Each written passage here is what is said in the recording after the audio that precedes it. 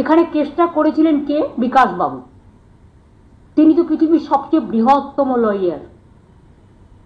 তাকে কেন তিনি এখনো নোবেল প্রাইজ পাচ্ছেন না আমি জানি না। পাওয়া উচিত। ভাবছি একটা রেকমেন্ডেশন করব। নাম্বার 1, এটা হচ্ছে কনক্লুশন পার্ট। এর জন্য অযোগ্যদের জন্য যোগ্যদের চাকরি গেছে, এর জন্য আমি নাকি দায়ী। তো আপনারা প্রথমে যখন কেস করলেন একবার ভাবলেন না কারা যোগ্য আর কারা অযোগ্য? মদ খেয়ে স্কুলে এলেন প্রধান শিক্ষক, এমন অবস্থা যে ঠিক মতন ক্লাস নেওয়া তো দূরের কথা, ঠিক মতন দাঁড়াতেই পারছেন না।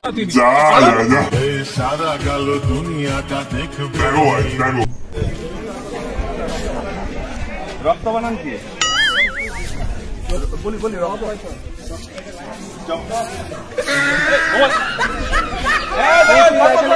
আচ্ছা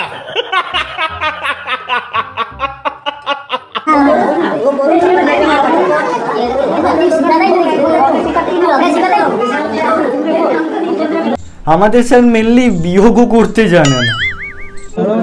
কত ওটার থেকে ওটা বিয়োগ করলে কত হচ্ছে? আমি কিছু বলবো না। আমার একটা ছেলে আছে, আমি আজ পর্যন্ত কোনোদিন দুর্নীতির সাথে ছিলাম না। আমি সত্যি আমার একটা ছেলে আছে, আমি কোনোদিন দুর্নীতির সাথে ছিলাম না। আমি কোনোদিন আজ পর্যন্ত আমার ক্যারিয়ারের জীবনে যত সততার সাথে আমার একাডেমিক মার্কস অনেক খেটেছি জীবনটা, সারা জীবনের পরিশ্রম। আমি জানি না, আমি সত্যি বলতে পারছি, আমার ভাষা নেই। আমার ছেলে, ছোট ছেলে, আমরা একটা কোনো এলিগেশন নেই। ইন্টারভিউ দিয়েছি, পেয়েছি। ইন্টারভিউতে 10-এ 5.33 দুর্নীতি করে 5.33 কেউ 10-এ পায়। একাডেমিক মার্ক আজকে নিয়ে আসছি 35-এ 35 পেয়েছি, 55-তে 38 পেয়েছি। দুর্নীতি 55-তে 38, 53 সাদা খাতা নয় আমার, 55-তে 38 পেয়েছি। একটা কোনো এলিগেশন নেই আমার মধ্যে। কয়েক ষোলো